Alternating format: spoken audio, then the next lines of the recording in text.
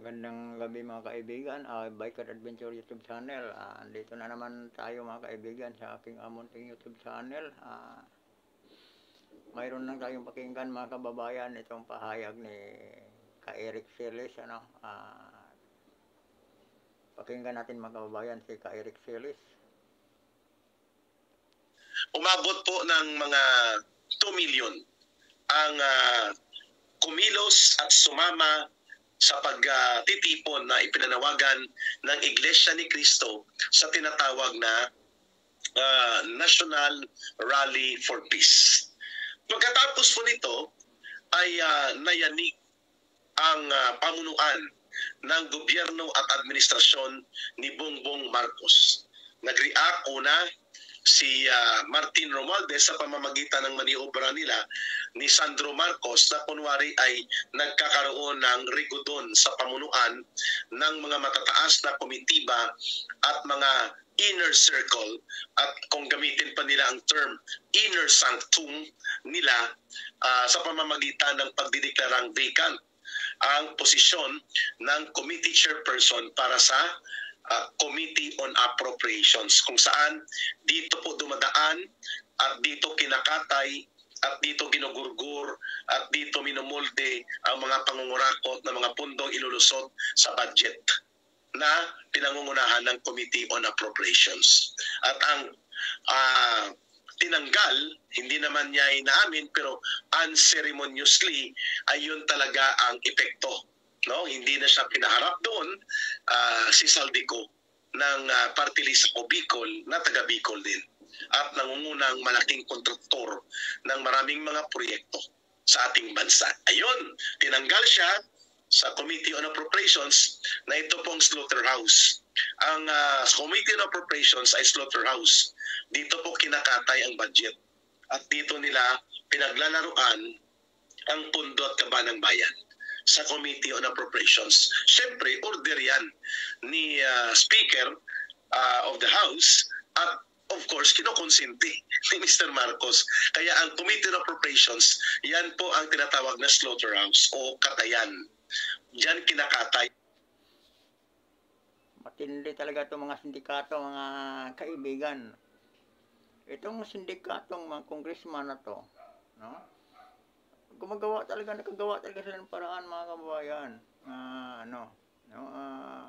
Mamaniobra talaga ng lampiran ng bayan. Matindi itong sinasabi ni Ka-Eric Celis. Galing talaga to si Ka-Eric Celis. Sabagay tama naman talaga itong appropriation ay yan naman talaga ang sa pira ng sambayanan Appropriation Act pagdating doon sa Senado. Tapos nagiging na yan mga kababayan, no? Parang yan ang nagbigay pahintulo talaga, lintik na yan sa pagmaniobra nila sa pira sa budget ng sambayanan. Tama nga, yan talaga ay isang slaughterhouse mga kababayan. Kumbaga sa mga matadiro mga kababayan, yun ang katayan ng slaughterhouse, katayan ng mga baka, mga baboy. Dito sa mga sindikato nga congressman mga kababayan, appropriation committee, no? Yan ang nila, diyan nila minamanipula lahat ng budget, no? Tapos itong si Saldico, siya pang may hawak sa DPWH mga kaibigan pala, yung pinakamalaking kontraktor dito sa isang congressman, isang party list congressman, diba? Napakatindi talagang sinabotahe tayo. Kaya mga kababayan, sa eleksyon ay tanggalin na natin itong mga ito. Nasa ating mga kamay mga kaibigan ang baklas ng mga sindikatong ito. Tingnan mo yung dalawang mukha ni Martin Romualdez at saka si itong si Saldico mga kababayan. Yan sila talaga nagpapayaman sa pira ng sambayan ng Pilipino. Wala nang mga proyekto ang gobyerno pero napakalaki ng budget.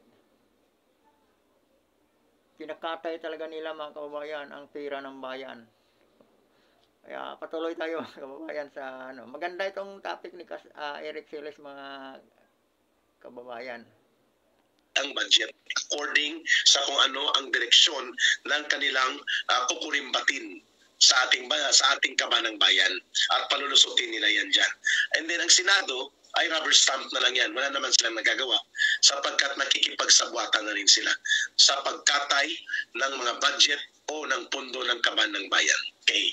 So, ito po Para matigilan natin mga kababayan itong kipagsabwatan sa Senado. Kasi may mga membro ding sindikato andyan sa Senado.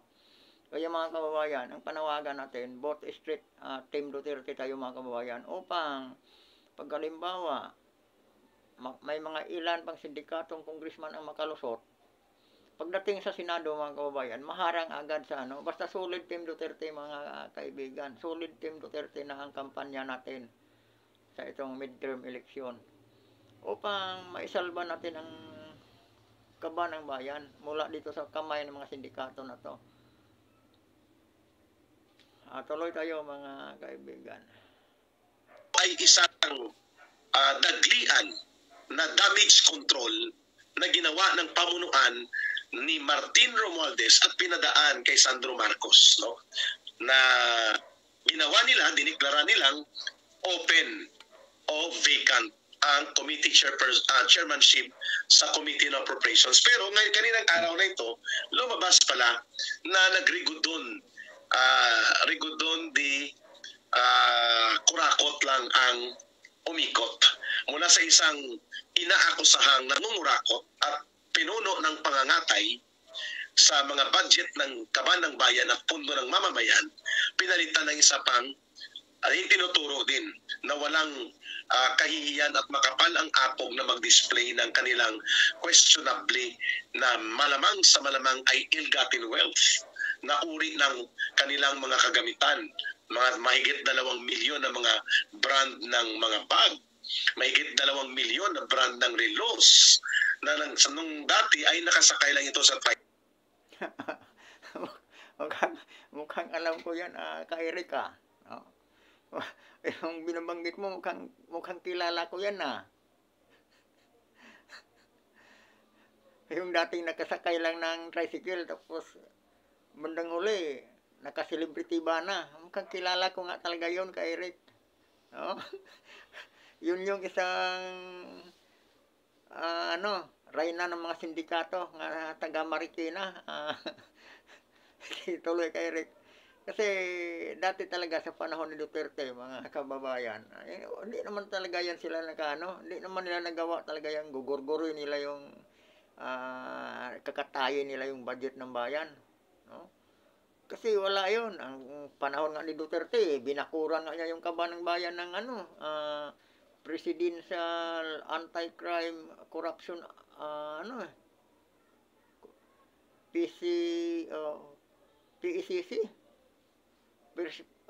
Presidential Anti-Crime Corruption. Pero pag upo ni BBM ay inabulis ngayon, mga kaibigan. Inabulis. Kaya yon, ito ngayon ang tinayo nila itong appropriation committee. Dito itong ginawa ng slaughter mga kababayan para sa pundo ng bayan, pundo pira ng sambayan ng Pilipino. Dito nila kinakatay. Kaya sila ang mamili kung saan nila ilalagay ang pira ng bayan. Kaya dito talaga mga kababayan, gumagawa din sila ng malaking pinto upang pagkasahin nila ang pira ng sambayanan. Itong mga akap, kung ano-anong mga kababayan, kung ano-anong ayuda. Dahil yan nga, yun nga, kinakatay nila, ngayon yung nakatay na nila, doon na nila ipalabas kung saan-saan. No? Yung mga importanteng proyekto, wala, hindi nila pinupunduhan. Kasi yung kinakatay talaga nila ng husto ang pira ng bayan, pambihira. Kaya mga kababayan, no?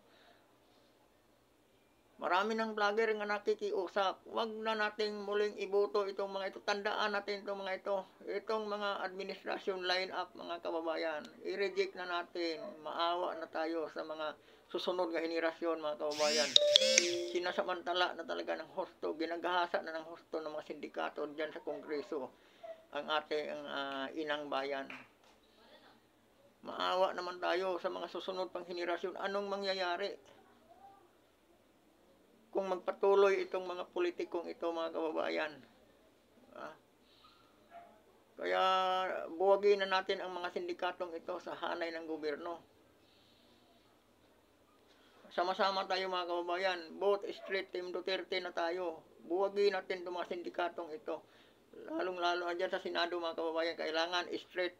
Wag tayong iwanan sa partido na ni sa Team Duterte, kasi kung may isa tayong i-reject, masisingitan ng iba. May isang makakasingit sa administration line-up, mga kababayan. Kaya dapat talaga straight tayo, straight. Protektahan natin ang kaban ng bayan, protektahan natin ang inang bayan mula sa mga kamay ng mga sindikatong ito. Itong mga butcher na to, butcher ito sila, mga kababayan. Di ba yung butcher, yung taga-katay, taga-chap-chap ng karne. Mga ngatay. Ito si Martin Romualdez, Saldico, at sa iba pa, isama na yung mga buong team ng Quadco. Mga butcher to, sila, mga kababayan. Butcher to sa kaban ng bayan. Diba? Diyan nila kinakatay sa appropriation na committee. Matindi. Magaling din si Kyrick Siles, mga kababayan. Talagang maglabas lang tayo ng opinion dito sa mga pahayag ni Kyrick Siles. Totoo, tama yung sinasabi ni Kyrick. Physical, nang nagpapakilala pa siyang si Teacher Stella siya. Ngayon, terrible. By the hundreds of millions ang yaman nila na hindi mo maiisip kung saan nila yan pinagkukuha maliban sa mga pinangurakot nila sa kaban ng bayan. Mga kababayan, maliban sa pinangurakot nila sa kaban ng bayan, ano po ang legitimate income nila? Magkano lang sweldo nila? 240,000, 280,000 a month. So ang isang taon mo niyan, hindi ka naman dyan lalagpas na mga 4 o 5 milyon kada taon. Paano sila nagkaroon ng by the hundreds of several millions na pundo at kayamanan? Klarong-klaro, no? Queen of Hermes at Rolex. Kilala na. Altits, no? Athletes. Teacher daw. Booking na kung sinong pumalit. So yan po ay panloloko. Kunwari, pinalitan itong controversial na namumuno ng Committee on Appropriations at ang pumalit ay mas lalo pang controversial. So nagkamali po sila para utuin o lokohin ang taong bayan. At pangalawa po na nag-react, hindi lamang dito ang rigodon ng mga ngatay sa pundo ng bayan na kunwari may pagbabago, yun pala, sila pa rin. Hello, Kyrick, kami po yung nagpa-picture sa iyo sa Quirino Grandstand. Christian. Yan ang masaklap, mga kaibigan. Ito dito tayo, di ba? Itong mga butcher na to, sa pira ng bayan, ito sila butcher mga ngatay sa kaban ng bayan. Sila ang nagmaniobra sa pira ng mga Pilipino. Tapos, ang masaklap, ipagbibintang nila kay BP Sara Duterte. Di ba? Yan ang silang may hawak, sila ang tagakatay sa pira ng gobyerno. Ngayon, si BP Sara, ang kanilang inuusig. Di ba? Anong pira ba ang hawak ng Vice President? Di ba? Hindi na nila binibigyan. Sinisilip na sa confidential fund, pero itong kinakatay nila ang budget ng gobyerno, yung talagang ninanakaw nila talaga ng husto ang pira ng mga Pilipino. Tapos, ang isisigaw nila, si BP Sara, pinapalabas nila nga mayroon daw unused fund, mga kababayan. Para to silang mga kababayan para yun silang isang tulisan, mga kababayan, no? Habang nanunulis sila, nung mag-successful ang ilang panunulis, mga kababayan, panunulis sa kaban ng bayan, no? Magsisigaw sila ng ibang pangalan. Sinisigaw nila pangalan ng Vice President, nagwaldas daw ng pira ng bayan. Ano ba naman yan? Ito talaga mga kababayan, malinaw. Siguro naman, napakat. Aywan ko. Napaka-ugok naman sa kababayan natin magtitiwala pa sa mga taong ito, mga kababayan. No? Napaka tanga naman siguro ng mga Pilipino, mauto pa sa mga ito, mga kababayan. Hindi nyo ba nakikita ang mga ginagawa nitong mga ito? Huwag na nating iboto ito, mga kababayan. Ito si Romualdez, mga kababayan, napakatindi mga loko. Narinig ko sa video ni mga kababayan, Atty. Harry Roque. Ito pala si Martin Romualdez. Taga Purvis Park pala ito. Hindi pala ito nakatira sa pamilya nito, galing taga Tacloban City. Andito pala ito sa Purvis Park, mga kababayan. Tapos doon siya kumandidato sa Tacloban City. Ginagamit lang niya ang taga Tacloban, boto ng taga Tacloban para sa personal niyang interest. Nakipagsabuatan ng siya ni Garcia, dapat mananagot si Garcia sa ginagawa nila kay Bacali, Nini Bacali, mga kababayan, yung hindi dinisqualified nila at hindi na pinalagay sa baluta ang pangalan ni Nini Bacali. Kasi yun, mga kababayan, di ba? Yun ang pinopromote ni PRRD, si Nini Bacali. Ang mga taga-Tacloban, kung may nakapanood man dito sa video ito, mga taga-Tacloban City, ano bang nagagawa ni Tambalos-los dyan sa nyo? Sa lalawigan nyo? Mag-isip-isip naman kayo. Wag na nating mga kaibigan. No? Pero bagay, kung may nagawa naman, natulungan naman kayo ni Martin Romualdez, nasa inyo na yan. No? Pero maawa naman kayo sa bayan. Itong si Martin Romualdez, mukhang ginagamit na lang kayo. Unang-una, mga kaibigan dyan sa Tacloban, kung talagang ito si Martin Romualdez ay may pusong Taclobanon, dapat yung palengke nyo, pinaayos yan. Di ba? Dapat pinaganda mo na yung nyo, yung syudad ng Tacloban. No? Namimigay, nagpapaulan to ng ayuda, dapat talagang binusog niya muna, inuna niyan taga-Tacloban. Di ba? Dapat talaga lahat kayong taga-Tacloban na kinabang sana sa ayuda nga pinamumudmud ni Martin Romualdez. Baka mamaya nakalimutan kayo. Davao City, kung saan-saan to nakarating, mga kababayan. Kasi taga Southern Leyte ako, taga Sugod ako. No? Kung saan-saan tong lugar namimigay ng ayuda, yung mga lugar ng mga Duterte, pinapasok talaga niya. Nagmumudmud ng ayuda. Ang binagyo noon, naalala nyo, ang binagyo ay Luzon, Metro Manila, ang binaha. Ang ayuda, doon lang dinala sa Davao City. Okay lang sana, mga kababayan sa Tacloban, kung talagang pinaulanan kayo ng ayuda bago sa pumunta sa ibang lugar, no? Pero kung wala namang ginawa sa inyo, mga taga-Tacloban, ay mag-isip-isip na tayo.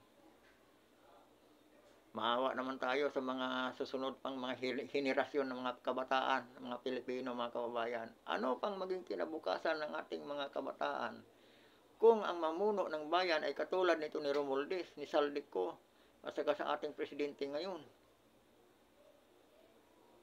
Tuloy tayo, mga kababayan. Ulitin ko, kayong mga taga-Tacloban, makikijoin na lang kayo sa amin. Vote straight, Team Duterte tayo. Yung alam ko naman, maraming taga-Tacloban nga supporter ni Duterte dyan, no? Kasi malaki din naman kayo pinabayaan ni Duterte noong araw. Kahit panahon ng Yolanda. Mga kababayan, panahon na siguro upang pigilan natin itong pang-aabuso ng mga politiko ngayong nakaupo, mga kaibigan. Tuloy tayo, mga kaibigan. Thank you, Christian. Yes, salamat. At the mother of all crooks, si Crookste. Si Crookste. Si Boy Dracula, wala na. Prayer warrior, dapat kasuhan sila ng plunder. Sino yung Boy Dracula? Si Dila? Yung si Atras Abante? Mukhang demonyo nga talaga yun. Yun yung pastor nga, aywan ko. kung pastor ba talaga yan. Membro din yan dito sa sindikato, dito sa isa din yan sa mga membro ng sindikato diyan sa Kongreso. Kasamahan to mga bata yun ni Martin Romualdez. Itong pinuno ng mga butcher, itong mga sindikato diyan sa Kongres. Tama, dapat kung papalalin si Eric, ako po ay payag na manguna sa pagsusulong na gawing capital offense talaga yung plunder na ito at may kaparusahang bitay. No, kasama dapat ito sa mga binibitay na kasalanan. At ang kaparusahan ay bitay. I agree to that. Para po hindi pa marisan ang mga kurakot at walang puso at wala nang matinong kaisipan na mga mandarambong, na mga politikong pumapasok sa gobyerno. Lalo na ang mga malalaking mga nangungurakot at nandurubo sa kaban ng bayan. Kaya tama, kung kami lang po ang pagbibigyan ng pagkakataon, unahin natin dapat ito sila na lilitisin, ipapakulong at kung kinakailangang ipatupad ang makatarungang hustisya ng mamamayan na sila po ay bitayin upang mawala po ang kanilang salot na pinapakalat sa pandarambong sa kaban ng bayan ay dapat gawin yan. Pero siyempre wala pa tayong existing ngayon na death penalty. Pero bukas po si Eric personally na yan po ibalik on limited crimes like rape and murder, kidnap or ransom, at pati po sa mga sindikato sa droga kasama po ang mga mangungurakot mandarambong sa kaban ng bayan. Yung buong lahat ng membro sa sindikato diyan sa Kongreso dapat hahabulin yan. Dapat babawiin ng gobyerno yung yaman yan kasi nanggagaling niya sa pira ng bayan talaga. Yun talaga si Estila Kimbo, lupit nun. Yun si Atas Abante, dapat talaga imbestigahan ng gusto yan. Yun yung NPA nga si Franz Castro. Yan si Raul Manuel. Dapat yan talaga imbestigahan yan. Saan nadala ang mga pundo niyan, mga yan. Walang proyekto yan mga yan, pero tumatanggap ng malaking pork barrel.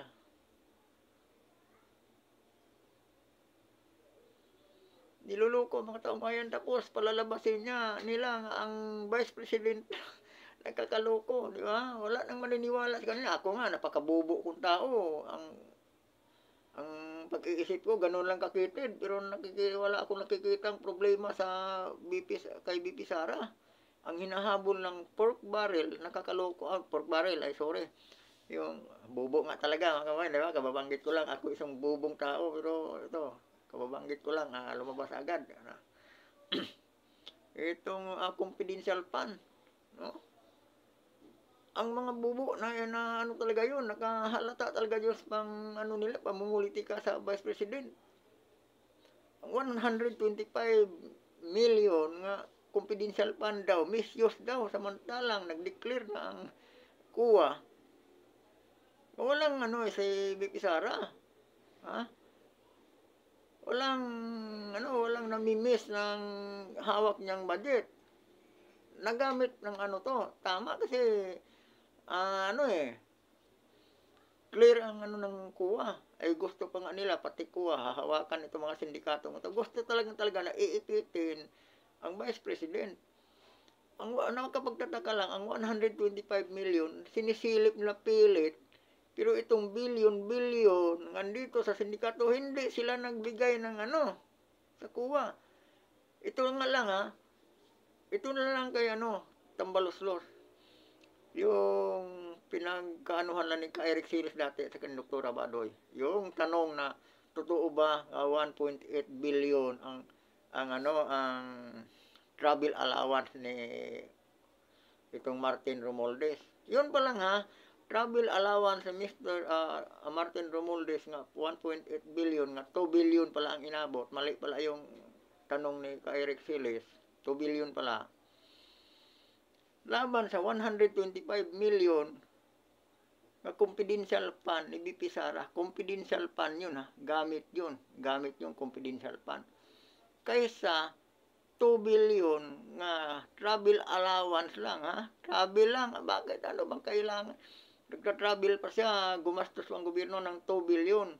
Hindi man lang yan naimbestigahan. Itong mga ugok ng mga NPA, ang hinahabol nila, yung barya-baryang 125 million na confidential fund pa ng Vice President, pero itong travel allowance, itong ni Tambaloslos, itong isang hamak na speaker na ginagastusan ng gobyerno ng 2 billion travel allowance, gaano ba, alin ba ang mas importante doon? Ha?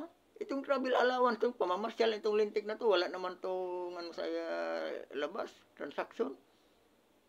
Wala na, bakit? May ano ba yun nga pagkakitaan ng gobyerno, yung travel niya sa ibang bansa. Oh. Laban dito sa confidential fund ng Vice President. Kaya sabi mga kababayan, napakaugok na talaga ng mga taong maniniwala dito at mapapaikot dito sa mga sindikatong ito. Pero may ugok talaga, mga vlogger, mga bayaran, ayaw ko, siguro malaki binabayad yung mga yan. Diba? Nagsasabi pa nga, tinatawag pa nga lang, lost type queen daw si, Pipi Sara. Ang sa totoo lang, yung mga nagsasabi niyan, mga baliw yun, yung mga taong hindi tama ang pag-iisip. Lost type queen daw. Ang may budget nga 125 million confidential fund.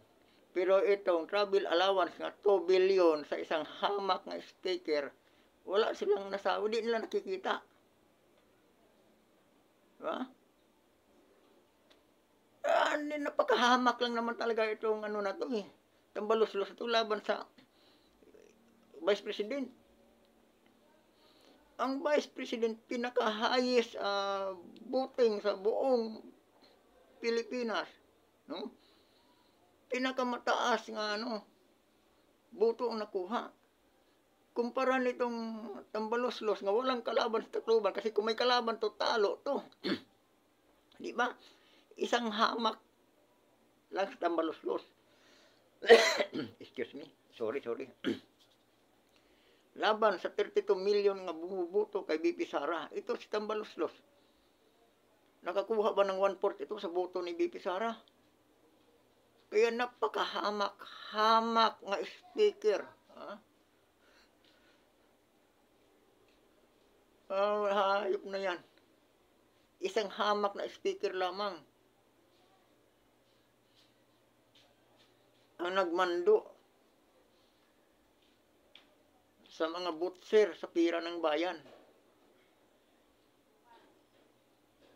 Diba? Tapos ang matino, nag-iisang matinong politiko na lang sa government official. Ang Vice President na lang ang inaasahan ng mga taong bayan ay gusto pa nilang ilaglag upang wala nang matirang matino. Kasi yung dalawang senador, dalawang iniiwan ni Duterte dyan sa Senado, wala. Di naman hindi makapurma.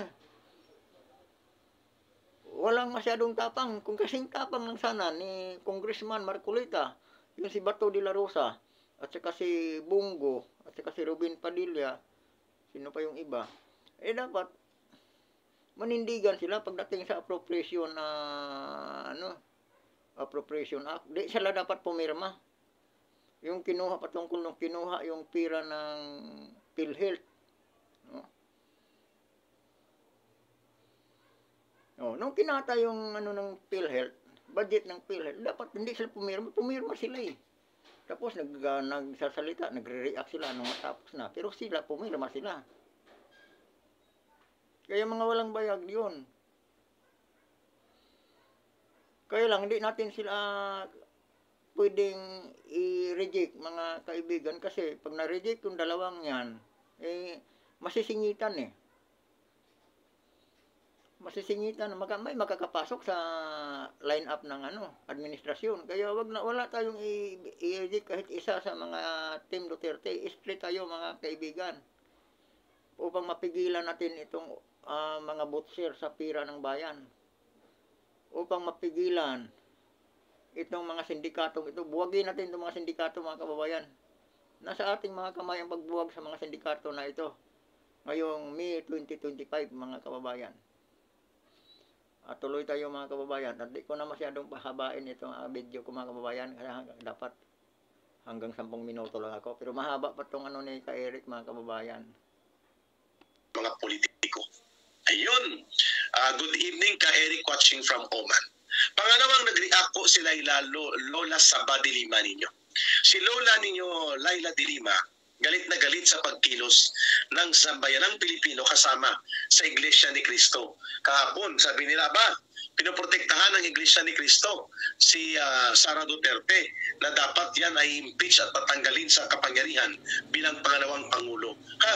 Nag-iilusyon ka, Laila de Lima, sino ka para imando at insultuhin mo at tapakan mo ang sovereign mandate and authority given by more than 32 million Filipinos sa Vice President Sara Duterte? Ikaw ang dapat tanggalin diyan sa pagkakalaya mo at dapat kang ikulong muli at managot ka sa mga kaganapan noon ng pagkalat ng sindikato sa droga sa panahon lalo na under sa pamumuno mo bilang Secretary of Justice ang New Bilibid Prisons and Bureau of Corrections. Ayun. Yan mga kababayan, no? Isa lang yung ano. Kahit lahat ng effort ginagawa na nila mga kababayan, nag-effort, todo effort na talaga itong NPA, Dilawan, saka itong sindikato sa Kongreso mga kababayan, nga mapatalsik talaga si BP Sara. Kahit yung walang basihan nga confidential fund mga kababayan, yun talaga, wala man silang ibang mai-issue kundi yan lang Kasi alam na confidential fund, walang paliwanag, hindi yan talaga detalye paano ginastos yan, kasi confidential yan Kung sasabihin ng nangungurakot sa ibang parte, kahit doon sa paging mayor ni Sara, wala silang masilip Tanging ang confidential fund lang ang masisilip nila, pwedeng silipin. Kasi alam nila, yung items na yan, hindi pwede i-detalye yan. No? Kaya hindi pwede i-detalye yan, confidential fund yan. Napaka, napaka tawag nito, napaka sensitibong yan, mga kaibigan. Yun talagang pilit lang kaya hindi na nila napansin yung mga budget nila na sobrang lang billion kumpara doon sa barya nga hinahabol nila. Kasi gusto talaga nila mga kaibigang mawala talaga kasi harang sa kanilang balakid. Una-una ang NPA. Ang mga NPA talaga, against talaga sa mga ang against lang sa mga Duterte, dalawang lang naman dalawang uri ng tao lang Ang matino, sang-ayon sa pamumuno ng mga Duterte. Ang against lang doon, yung nasasagasaan, yung mga nagnegosyo ng droga, yung mga drug lord, mga drug protector, mga government official, yung mga nagtutulak ng droga, against talaga yun sa mga Duterte. Masasagasaan sila Tapos ang isa, yung mga NPA, against talaga yun sa mga Duterte kasi ang mga Duterte ang nagpapahina sa grupo nila. Kaya, yung dalawang yun, drug lord, mga related sa droga, saka yung sa NPA, yun talaga ang pumapayat kay Duterte talaga. Yun talaga sila ang bumibira kay Duterte. Kaya ito si Sara, matindi din to. Kaya bibirahin na hanggat maaari. Kaya lang hindi umubra. Kasi lahat sa Kongreso, sa Senado, na na nila kasabot na nila. Ang hindi lang nila naisip, ang taong bayan hindi pumapabor sa kanila. Ang taong bayan pumapabor kay BP Sara at saka kay former President Duterte. Yun lang ang problema nila ngayon. Di ba? Yung isang pagkilos pa nga lang sa Iglesia ni Cristo, tingnan nyo. Bahag ang buntot, nasisira agad yung impeachment nila. Wala nang gustong pumipirma mga sa sindikato, sa Kongreso, wala nang gustong pumipirma. Di ba? Ang problema ngayon, itong mga NPA, paano nila mapapa-impeach nga wala nang pumipirma? Kasi mga re-electionist to, mga kaibigan. Kahit yung hindi pumirma, mga kaibigan, wag na natin talaga. Basta yung membro dyan sa Quadcom, yung mga sindikato na yan, lahat ng mga alipores ni Romualdez, mga kababayan, mula kay Romualdez punta sa mga alipores niya, wag na iboto kung sino man sa atin. Kung sino man sa kanila ang mapunta sa lugar natin, huwag na nating iboto. Kahit sino sa kanila ang mapunta sa mga lugar natin, mga kababayan, huwag na nating iboto ito mga ito. Pati yung sa mga senador, Both straight Team Duterte na tayo.